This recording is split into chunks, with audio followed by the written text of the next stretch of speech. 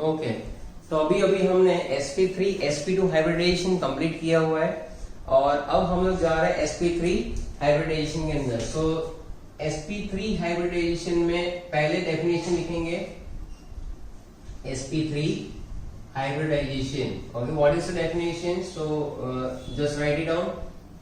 When 1s and 3p orbitals जिसमें सारी आ जाएगी px, py, pz. तो when 1s and 3p orbitals mix with each other to form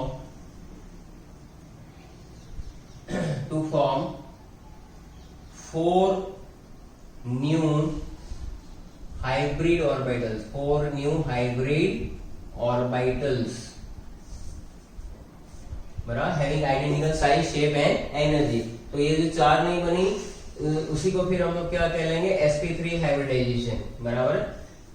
तो देखो ये रटी रटे डेफिनेशन है नहीं, एक सिंपल वे में समझा रहा हूं कि भाई एक s और 3 p ऑर्बिटल्स जब एक दूसरे के साथ मिक्स होती है, बराबर है, और 4 नई ऑर्बिटल्स बनाती है तो उसको हम लोग क्या कहते हैं sp3 हाइब्रिडाइजेशन। क्या कहेंगे? sp3 हाइब्रिडाइजेशन कहेंगे। और इस हाइब्रिडाइजेशन को हम लोग टेट्राहेड्रल हाइब्रिडाइजेशन भी कहते हैं क्योंकि शेप ऐसा रहेगा, बराबर। अब दूसरी बात यहाँ पर जो सारे पॉइंट्स हम लोग लिखते हैं कि sp3 हाइब्रिडाइजेशन में परसेंटेज ऑफ s कैरेक्टर कितना रहेगा 25 और परसेंटेज ऑफ p कैरेक्टर कितना होगा बेटा, तो वो होगा हमारे पास 75। दूसरी बात आपको याद रखनी है कि इसके अंदर बॉन्ड एंगल जो रहता है वो कितना रहता है 109 डिग्री 28 मिनट्स, बराबर है। दूसरी इसके अंदर इंफॉर्मेशन है कि शेप, तो शेप भी बहुत इंपॉर्टेंट है। शेप इसका रहेगा टेट्राहेड्रल, बराबर है। इस तरह से आपको कुछ पॉइंट्स याद रखने हैं। दूसरी बात है कौन कौन से मॉलिक्यूल्स में होता है ये, तो CH4, NH3 एमोनिया और वाटर के अंदर ये पाया जाता है sp3 हाइब्रिडाइजेशन, बराबर है। एंड अल्केन सीरीज यानी कि जहां पर C सिंगल बॉन्ड C हो वहां पर ये पाया जाएगा, जैसे कि मीथेन अभी लिखा, उसके अलावा C2H6 ईथेन में भी ये रहेगा, बराबर है।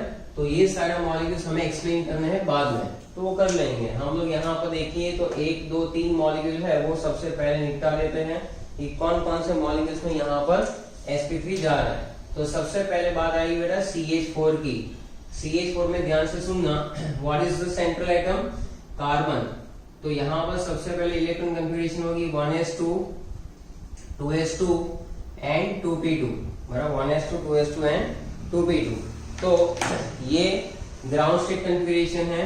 इसको ड्रॉ कैसे करेंगे? 1s में 2 इलेक्ट्रॉन, 2s में 2 इलेक्ट्रॉन और 2p में भी यहाँ पर कितने इलेक्ट्रॉन रहेंगे?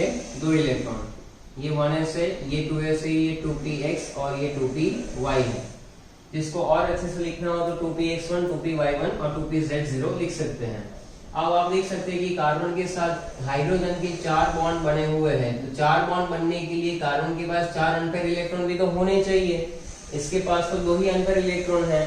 तो ऐसी स्टेज में अगर आप सोचो तो क्या बन सकता है, मान लो कि कोई दूसरे एटम के 2 अनपेयर इलेक्ट्रॉन आ गए और इसने यहाँ पर बॉन्ड बना लिया, यहाँ पर 2 अनपेयर इलेक्ट्रॉन है तो सामने से एक अनपेयर इलेक्ट्रॉन आ सकता है, हाइड्रोजन 2 आएंगे। अगर बॉन्ड बना तो पॉसिबिलिटी किसकी रहेगी कि CH2 बन सकता है, CH4 तो बात की बात है। तो हम लोग स्टेप बाय स्टेप लॉजिकल सोच रहे कि CH2 जो है वो कैसा है, हाईली अनस्टेबल है, इसलिए CH2 बनता नहीं है क्योंकि हमारे पास एग्जिस्ट ही नहीं करता है CH2 जैसा। तो दिमाग में आया कि भाई हाँ अब क्या हो सकता है, चलो CH4 बनाना तो है। तो CH4 बनाने के लिए सेकंड स्टेप क्या आएगा, एक्साइटेशन ऑफ द इलेक्ट्रॉन, यानी कि 2s में से एक इलेक्ट्रॉन को एक्साइट करके कहां पे ले जाओ, 2pz में ले जाओ। तो यहाँ पर मैं मेंशन कर रहा हूँ कि कार्बन जो है उसकी एक्साइटेड स्टेट जो है वो है 1s2 2s1 2px1 2py1 and 2pz1, बराबर। और ड्रॉ करेंगे तो यहाँ पर 1s में 2 इलेक्ट्रॉन, 2s में 1 इलेक्ट्रॉन और 2p में हो जाएंगे हमारे पास 3 इलेक्ट्रॉन। तो ये 2p है और ये 2s है। अब आप बोलोगे कि सर अब ये 2s का 1 इलेक्ट्रॉन, 2p के 3 इलेक्ट्रॉन, 4 अनपेयर इलेक्ट्रॉन आ रहे हैं, तो कार्बन के 4 अनपेयर इलेक्ट्रॉन के साथ बराबर है हाइड्रोजन बॉन्ड बना सकता है। लेकिन ध्यान से देखिए, ये जो p ऑर्बिटल्स होती है वो बेटा होती है डीजेनरेट ऑर्बिटल्स, यानी px, py, pz की एनर्जी आइडेंटिकल होती है। तो इससे यहाँ पर प्रॉब्लम क्या आया कि 2p के साथ इसमें जो इलेक्ट्रॉन आएगा सामने से 1 2 3 इलेक्ट्रॉन में ड्रॉ करूं, जो बॉन्ड बनाने के लिए आएगा बराबर है, शेयरिंग करने के लिए, तो उन तीनों इलेक्ट्रॉन की एनर्जी 2p में जो इलेक्ट्रॉन है उसके साथ तो मैच हो जाएगी, लेकिन 2s की एनर्जी 2p से कम है। तो यहाँ पर आएगा फैक्टर किसका, एनर्जी का। तो energy of 2s is less than 2p, तो जो बॉन्ड बनेंगे, bond which is formed is not identical,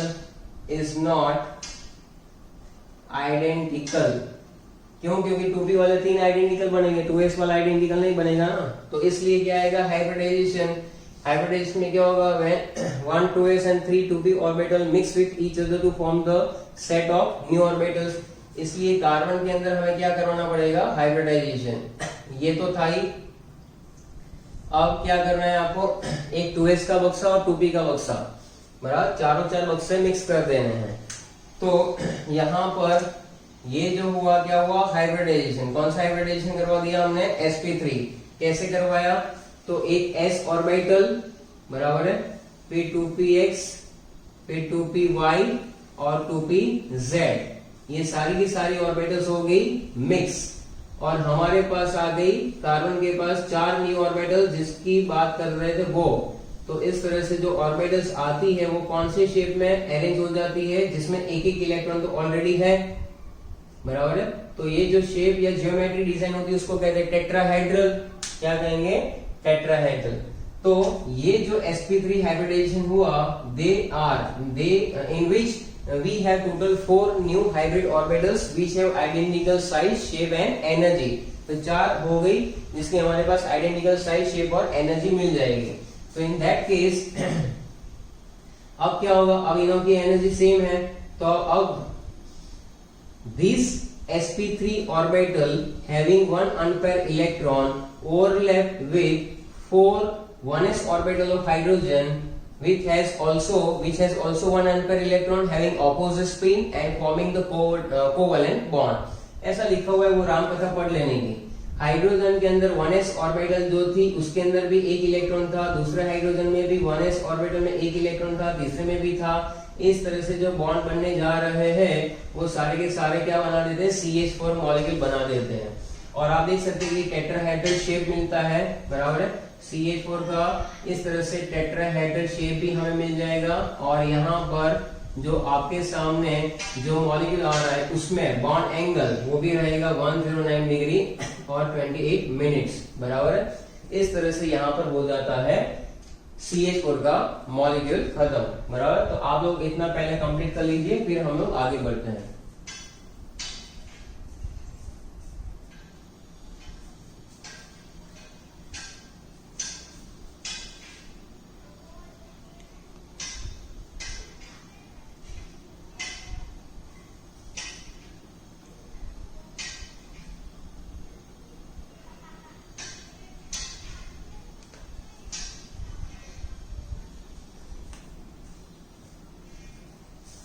चलो इसी तरह से हाइब्रिडाइजेशन में एक और एग्जांपल हम लोग ले लेते हैं, जैसे कि एमोनिया मॉलिक्यूल जब हम लोग लेंगे तो किस तरह से होगा हाइब्रिडाइजेशन वो भी देख लो। एमोनिया मॉलिक्यूल बहुत ही इंपॉर्टेंट है क्योंकि इसमें हाफ फिल ऑर्बिटल तो जाती ही है हाइब्रिडाइजेशन में, लेकिन जो इलेक्ट्रॉन्स यानी completely fill orbitals also take part in the bond formation. तो एमोनिया लिखा मैंने NH3, central atom nitrogen, what is atomic number 7, configuration 1s2 2s2 2p3। Draw the orbitals, ये 1s, ये 2s में 2 इलेक्ट्रॉन, 2p में रहेंगे हमारे पास 3 इलेक्ट्रॉन, इस तरह से। Okay, so now in which we have sp3 hybridization. इसमें इलेक्ट्रॉन को एक्साइट करवाने की जरूरत नहीं है, यहाँ पर ऑलरेडी 3 इलेक्ट्रॉन है। कई लोग पूछेंगे कि सर ये 3 इलेक्ट्रॉन ही बॉन्ड बना ले तो क्या प्रॉब्लम है? तो ऐसा नहीं होता है। जब AB3E मॉलिक्यूल होगा तो 3 बॉन्डिंग पेयर होगी, 1 लॉन पेयर रहेगी। वो लॉन पेयर की एनर्जी भी इक्वल होनी चाहिए, तभी यहाँ पर बॉन्ड फॉर्मेशन हो सकता है। तो P के साथ 3 बॉन्ड बना लेना और 2s के साथ 2s को अलग रखना, ये पॉसिबल नहीं है। तो जनरली आपको जो आगे हमने सिखाया था उसमें नाइट्रोजन के ऊपर एक लॉन पेयर ऑफ इलेक्ट्रॉन दिखाई दे रही थी और बाकी जो 3 H के साथ बॉन्ड थे, बराबर है, एक्चुअली चारों जो थे वो टेट्राहेड्रल ज्योमेट्री थी, शेप अलग था, बराबर। शेप आपका क्या था? Triangle pyramidal. तो ध्यान से देखिए यहाँ पर किस तरह से होगा, इसमें कोई एक्साइटेशन नहीं करवाना है, लेकिन यहाँ पर नाइट्रोजन के अंदर 1s में 2 इलेक्ट्रॉन एज इट इज रहेंगे और ये सारी की सारी मिक्स हो जाएगी। एक S और 3 P, तो कितनी बनेगी? टोटल 4। एक S और 3 P मिलाकर कितनी बनेगी? 4 बनेगी, बराबर है। अब हमें इलेक्ट्रॉन्स को वापस रीअरेंज करवाना है, तो टोटल इलेक्ट्रॉन कितने हैं? 1 2 3 4 5 इलेक्ट्रॉन है। तो आप करोगे 1 2 3 4 और 5 इलेक्ट्रॉन इस तरह से। तो sp3 हाइब्रिडाइजेशन में sp3 हाइब्रिड ऑर्बिटल्स के अंदर एक लॉन पेयर रहा और बाकी 3 अनपेयर इलेक्ट्रॉन रहे। तो इस तरह से नाइट्रोजन में भी क्या होता है कि नाइट्रोजन जो होता है बेटा, उसमें आप देख सकते हैं कि ये रहा नाइट्रोजन और ये इसकी ऑर्बिटल्स जो किस तरह से अरेंज हो जाती है टेट्राहेड्रल फॉर्म में। अब इसमें एक एक इलेक्ट्रॉन है और यहाँ पर लॉन पेयर इलेक्ट्रॉन एक है। तो होगा क्या कि ये लॉन पेयर ऑफ इलेक्ट्रॉन जो था, बराबर है, वो ऐसे ही रहेगा क्योंकि वो पेयर है।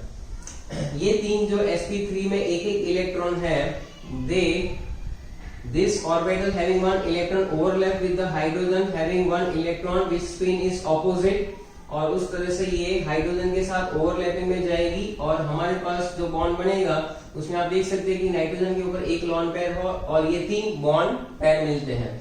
तो इस तरह से एमोनिया मॉलिक्यूल में भी हाइब्रिडाइजेशन आप लोग समझा सकते हो। एमोनिया मॉलिक्यूल के अंदर जो बॉन्डिंग पेयर और लॉन पेयर ऑफ इलेक्ट्रॉन है उसके बारे में आपको लिखना चाहिए। तो नाइट्रोजन से आप स्टार्ट करके समझा सकते हो। sp3 hybrid orbitals is there and lone pair electron is present in 4th orbital, बराबर। 3 hybrid orbitals overlap with 1s orbital of hydrogen atoms to form 3 NH sigma bonds.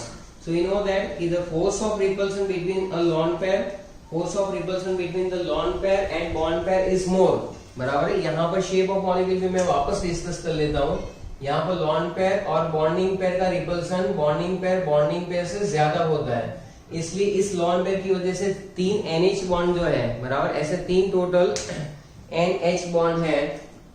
वो इस तरह से टोटल हाइब्रिडाइजेशन जो है बॉन्ड एंगल मैंने आगे भी समझाया हुआ है, अगर आपने वो वाला वीडियो नहीं देखा है तो देख सकते हैं, बराबर। जहां पर क्या होता है बॉन्ड एंगल मिलना चाहिए था 109 डिग्री 28 मिनट, बराबर, लेकिन यहाँ पर कितना मिल जाता है आपको 107 डिग्री के आसपास। तो लॉन पेयर की वजह से ये 3 NH बॉन्ड क्या होते हैं, कॉन्ट्रैक्ट हो जाते हैं अंदर की side, because lone pair repulsion is more than we can say bond pair. तो इस तरह से यहाँ पर एमोनिया मॉलिक्यूल के अंदर क्या होता है कि एक lone pair of electron present है and that's why the force of repulsion between lone pair and bond pair is more than the force of repulsion between 2 bond pair of electron, or we can say 3 basically in NH.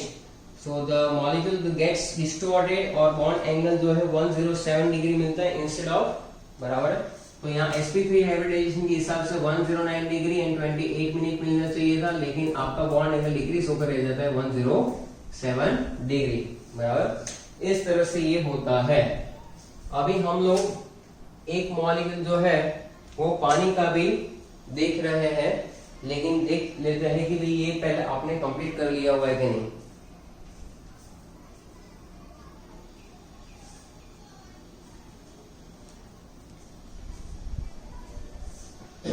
चलो पहले इतना निकालो, उसके बाद हम लोग इसके अंदर डाल देंगे क्या, वाटर। लास्ट एग्जांपल, पानी सेंट्रल एटम है ऑक्सीजन, 8 इज एटॉमिक नंबर। ये है हमारा 1s2 2s2 और 2p में 4 इलेक्ट्रॉन, तो 1s में 2 इलेक्ट्रॉन हो जाएंगे, 2s में 2 इलेक्ट्रॉन हो जाएंगे और 2p में कितने इलेक्ट्रॉन हो जाएंगे, यहाँ पर हमारे पास 1 2 3 और ये 4, बराबर है। तो 4 इलेक्ट्रॉन जो है वो 2p के अंदर है बेटा, बराबर है।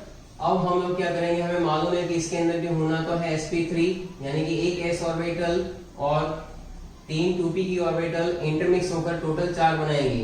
तो यहाँ पर भी कोई एक्साइटेशन की जरूरत नहीं है, लेकिन यहाँ पर 1s में 2 इलेक्ट्रॉन और ये जो इंटरमिक्स हो जाती है एक 2s और 3 2p, तो 4 वक्त से कंबाइन आ जाएंगे।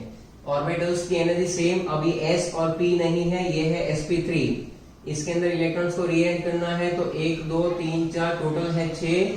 तो 2 ऑर्बिटल sp3 की ऐसी है जहां पर लॉन पेयर है और 2 कैसी है, अनपेयर है।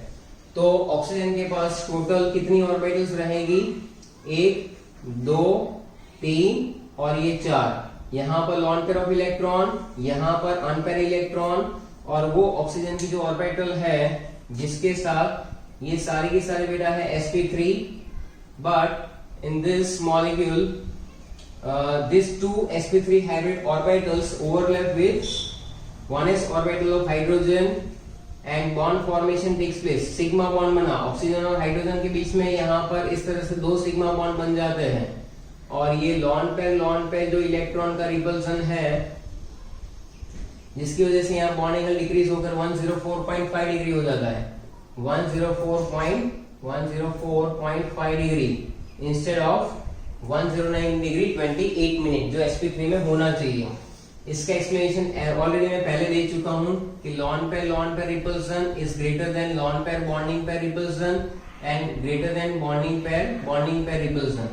तो इसमें क्या होता है कि हमारे पास ऑक्सीजन के ऊपर ऐसे 2 लॉन पेयर इलेक्ट्रॉन होते हैं और लॉन पेयर को जगह ज्यादा चाहिए तो इसके बीच में रिपल्सन बढ़ेगा। तो नीचे जो हाइड्रोजन के पास ऐसे 2 ऑक्सीजन और हाइड्रोजन के बीच में 2 OH बॉन्ड है, उसका बॉन्ड एंगल डिक्रीज होते होते कितना हो जाएगा, 104.5, बिकॉज लॉन पेयर के बीच में रिपल्सन जो है वो ज्यादा है इसलिए। तो ये बॉन्ड एंगल यहाँ पर और सारे के सारे हाइब्रिडाइजेशन मैंने आपको एक्सप्लेन किए हुए, बराबर है।